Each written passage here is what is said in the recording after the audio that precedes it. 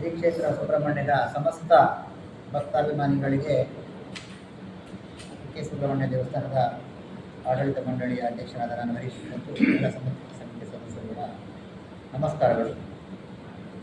ಮುಖ್ಯವಾಗಿ ಈಗಾಗಲೇ ಕೆಲವೊಂದು ದೃಶ್ಯ ಮಾಧ್ಯಮಗಳಲ್ಲಿ ಕೆ ಸುಬ್ರಹ್ಮಣ್ಯ ದೇವಸ್ಥಾನದಲ್ಲಿ ಸೇವೆಯ ದರಗಳನ್ನು ಪರಿಷ್ಕರಿಸಿದ ಬಗ್ಗೆ ಒಂದಷ್ಟು ವಾರ್ತೆಗಳು ಬರ್ತಾ ಇರೋದನ್ನು ಗಮನಿಸಿದ್ದೇವೆ. ಒಂದಷ್ಟು ಜನ ವಾಹಿನಿಗಳಲ್ಲಿ ಕುಕ್ಕೆ ಸುಬ್ರಹ್ಮಣ್ಯದಲ್ಲಿ ಸೇವೆಗಳೆಲ್ಲ ದುಬಾರಿ ಅನ್ನುವಂಥ ರೀತಿಯಲ್ಲಿ ಬಿಂಬಿಸ್ತಾ ಇದ್ದಾರೆ.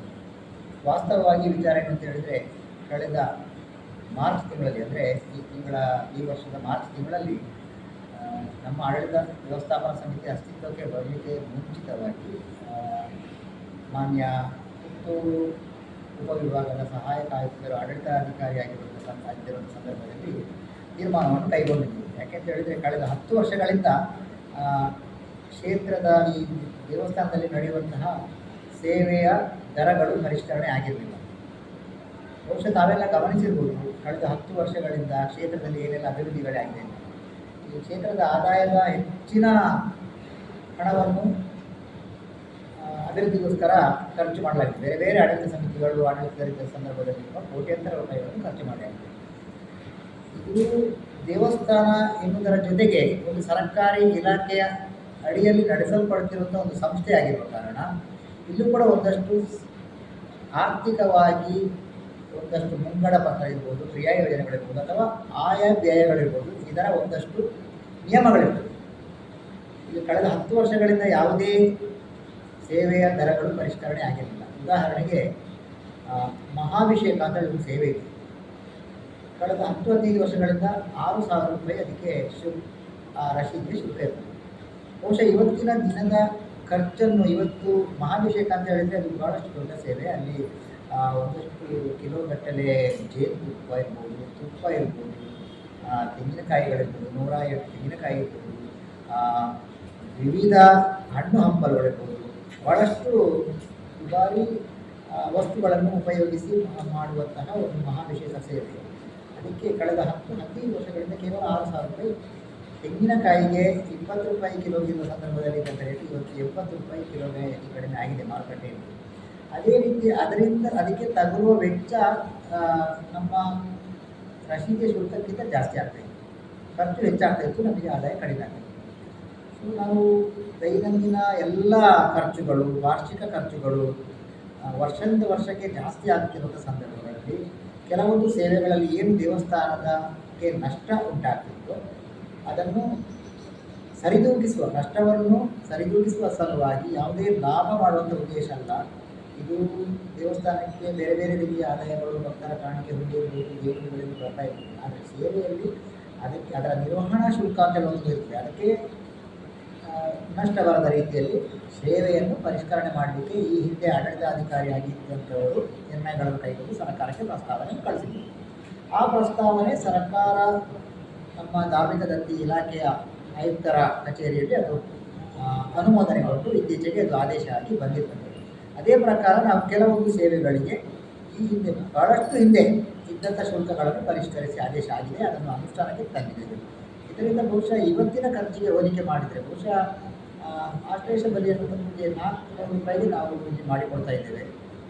ಬಹುಶಃ ಇಲ್ಲಿ ಹೋದರೂ ಸಹ ದರ ಇರ್ಬೋದು ನಾನು ಭಾವಿಸುತ್ತಿಲ್ಲ. ಯಾಕಂದರೆ ಆಶ್ಲೇಷ ಬಲಿ ಒಬ್ಬ ಸ್ವಂತ ಖರ್ಚಿನಲ್ಲಿ ಒಬ್ಬ ಇಂಡಿವಿಜುವಲ್ ಆಗಿ ಮಾಡಬೇಕಾದ್ರೆ ಕನಿಷ್ಠ 5,000-6,000 ರೂಪಾಯಿ ಖರ್ಚಾಗ್ತದೆ.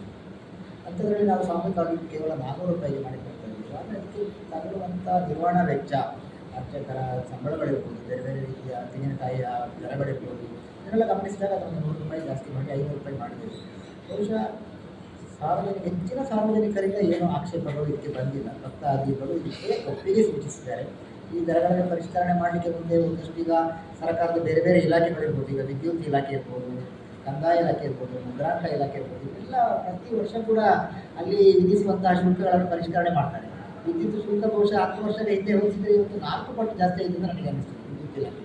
ಅದೇ ರೀತಿ ದೇವಸ್ಥಾನ ಕೂಡ ಒಂದು ಸರ್ಕಾರದ ವತಿಯಿಂದ ಮುಜರಾಯಿ ಇಲಾಖೆಯಿಂದ ನಡೆಸಲ್ಪಡುವಂಥ ಒಂದು ಸಂಸ್ಥೆ ಆಗಿರುವ ಕಾರಣ ಇಲ್ಲಿನ ಖರ್ಚು ವೆಚ್ಚಗಳನ್ನು ವಿಪರೀತವಾದಂಥ, ನಾವು ಈಗಾಗಲೇ ನೋಡಿ, ಆಗಲೇ ನಾನು ಹೇಳಿದಾಗೆ ಅಭಿವೃದ್ಧಿ ಕಾಮಗಾರಿ 300-400 ಕೋಟಿ ರೂಪಾಯಿ ಖರ್ಚು ವೆಚ್ಚದ ಅಭಿವೃದ್ಧಿ ಕಾಮಗಾರಿಗಳನ್ನು ಹಮ್ಮಿಕೊಂಡಿದ್ದೇವೆ. ಇದೆಲ್ಲ ಭಕ್ತರ ದುಡ್ಡಿನಿಂದ ಆಗಬೇಕು ಹೊರತು ಬೇರೆ ಯಾವುದೇ ಸರ್ಕಾರದ ಅನುದಾನ ಖಜಾನೆಯಿಂದ ಬರುವಂಥ ಅನುದಾನ ಇಲ್ಲಿ ಇರುವುದಿಲ್ಲ.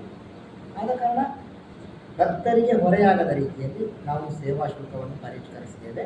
ಆದೇಶ ಆಗಿ ಬಂದಿದೆ ನಮ್ಮ ಮಾನ್ಯ ಆಯುಕ್ತರ ಕಚೇರಿಯಿಂದ, ಇದನ್ನು ಅನುಷ್ಠಾನಕ್ಕೆ ತಂದಿದ್ದೇವೆ.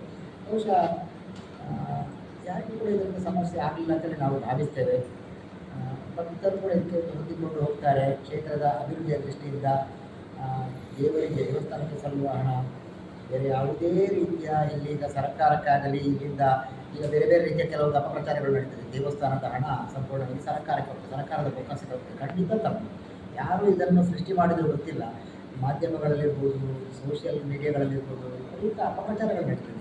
ದೇವಸ್ಥಾನದಿಂದ ಇತರ ಇಲಾಖೆಗಳಲ್ಲಿರುವಂತೆ, ಈಗ ನಾವು ಗ್ರಾಮ ಪಂಚಾಯತ್ ಇರ್ಬೋದು, ಯಾವುದೇ ಇಲಾಖೆಗಳಲ್ಲಿರುವಂತೆ ಸ್ವಂತ ಆದಾಯದ ಒಂದಷ್ಟು ಶೇಕಡ ತೆರಿಗೆ ರೂಪದಲ್ಲಿ ಹೋಗ್ತದೆ ವಿನಃ ಸರ್ಕಾರಕ್ಕೆ, ಒಂದಷ್ಟು ಶೇಕಡ 10% ತೆರಿಗೆ ರೂಪದಲ್ಲಿ ಹೋಗ್ತದೆ ವಿನಃ ಬೇರೆ ಎಲ್ಲ ಭಕ್ತರು ನಮಗೆ ದೇಣಿಗೆ ಕೊಟ್ಟಂಥ ಹಣ, ದೇವಸ್ಥಾನಕ್ಕೆ ಬಂದಂಥ ಹುಂಡಿಯಲ್ಲಿ ಬಂದಂಥ ಹಣ ಎಲ್ಲವೂ ಕೂಡ ನಮ್ಮ ದೇವಸ್ಥಾನದ ಸ್ವಂತ ಖಾತೆಯಲ್ಲಿ ಭದ್ರವಾಗಿದೆ. ಅಭಿವೃದ್ಧಿ ಕಾರ್ಯಗಳಿಗೆ ಅದನ್ನು ವಿನಿಯೋಗಿಸ್ತಾ ಇದ್ದೇವೆ, ಭಕ್ತರ ಸೌಕರ್ಯಗಳಿಗೆ ವಿನಿಯೋಗಿಸ್ತಾ ಇದ್ದೇವೆ. ಆದ ಕಾರಣ ಭಕ್ತರು ಈ ಬಗ್ಗೆ ಯಾವುದೇ ವದಂತಿಗಳಿಗೆ ಕಿವಿಕೊಡಬಾರ್ದು. ಸೇವಾ ಶುಲ್ಕ ಪರಿಷ್ಕರಣೆ ಮಾಡುವುದು ಕೇವಲ ನಿರ್ವಹಣಾ ವೆಚ್ಚ ಜಾಸ್ತಿ ಆದ ಕಾರಣ, ಅದು ಕೂಡ ಕಳೆದ 10 ವರ್ಷಗಳಿಂದ ಮಾಡಿರದ ಕಾರಣ. ಈಗ ಉದಾಹರಣೆಗೆ ಸರ್ಪ ಸಂಸ್ಕಾರದ ಒಂದು ಸೇವೆ ಇದೆ, 4,200 ರೂಪಾಯಿಯಲ್ಲಿ ನಾವು ಆ ಸೇವೆಯನ್ನು ನೆರವೇರಿಸಿಕೊಡ್ತೇವೆ. ಅದೇ ಒಬ್ಬ ಆ ಸೇವೆಯನ್ನು ಸ್ವಂತ ಮಾಡಬೇಕಾದ್ರೆ ಅವನಿಗೆ 15,000-20,000 ರೂಪಾಯಿ ಖರ್ಚಾಗುತ್ತೆ ಮನೆಯಲ್ಲಿ ಸ್ವಂತ ಮಾಡಬೇಕಾದ್ರೆ. ನಾವು ಈ ಕ್ಷೇತ್ರದಲ್ಲಿ ಅದನ್ನು ಬರೀ 4,200 ರೂಪಾಯಿ, ಅದರಿಂದ ಬಹುಶಃ ಅದು 4-5 ವರ್ಷಗಳ ಹಿಂದಿನ ದರ. ಈಗ ನಮಗೆ ಅದರ ನಿರ್ವಹಣೆ ಮಾಡೋದನ್ನು ಒಂದಷ್ಟು ಇಟ್ಟು ಬೇಕಂದರೆ ಸೇವಾ ಕರ್ತರಿಗೆ, ಕ್ರಿಯಾಕರ್ತರುಗಳಿಗೆ ಒಂದಷ್ಟು ವೇತನಗಳನ್ನು ನಾವು ಪರಿಷ್ಕರಿಸಬೇಕಾಗ್ತದೆ. ಕಾಲಕ್ಕೆ ಅವರಿಗೆ ವೇತನಗಳಲ್ಲಿ ಭರ್ತಿ ನೀಡಬೇಕಾಗ್ತದೆ. ಆ ಸಂದರ್ಭದಲ್ಲಿ ನಾವು ಸೇವಾ ಪರಿಷ್ಕರಣೆಯನ್ನು ಮಾಡುವುದು ಅನಿವಾರ್ಯ ಆಗಿರುತ್ತದೆ. ಆದ ಕಾರಣದಿಂದ ಕಳೆದ ಈ ಮಾರ್ಚ್ ತಿಂಗಳಲ್ಲಿ ಆಡಳಿತಾಧಿಕಾರಿಯು ಈ ಒಂದು ಪ್ರಸ್ತಾವನೆಯನ್ನು ಸರ್ಕಾರಕ್ಕೆ ಕಳಿಸಿದರು. ಅದು ಮಂಜೂರಾಗಿ ಬಂದಿದೆ, ಅದು ಅನುಷ್ಠಾನಗೊಂಡಿದೆ. ಯಾರೂ ಭಕ್ತರು ಇದು ಹೊರೆ ಅಂತ ಅನಿಸುವುದಿಲ್ಲ ಅಂತ ನಾವು ಭಾವಿಸಿದ್ದೇವೆ. ಈಗ ಪರಿಷ್ಕೃತ ದರದ ಬಗ್ಗೆ ಪ್ರಧಾನ ಸೇವೆ ಸರ್ಪ ಸಂಸ್ಕಾರ, ಅಷ್ಟಜವಲಿ, ನಾಗಪ್ರತಿಷ್ಠೆ, ಅದಕ್ಕೆ ಪರಿಷ್ಕೃತ ದರ ಹೇಗೆ ಅಂತೇಳಿ ಅಲ್ಲ, ಸರ್ಪ ಸಂಸ್ಕಾರ ಸೇವೆಗೆ ಪರಿಷ್ಕರಣೆ ಮಾಡಲಿಕ್ಕೆ ಪ್ರಸ್ತಾವನೆ ಕಳಿಸಿದ್ರು, ಅದು ಪರಿಷ್ಕರಣೆ ಆಗಲಿಲ್ಲ. ಈಗ ಆಗಿರುವಂಥ ಸೇವೆಗಳು ಮಹಾರಥೋತ್ಸವ ಮುಂಚೆ ಅದು ಕೂಡ ಪರಿಷ್ಕರಣೆ ಆಗಲಿಲ್ಲ. 25,000 ರೂಪಾಯಿ ಸೇವೆ, ಅದು ಪರಿಷ್ಕರಣೆ ಆಗಲಿಲ್ಲ.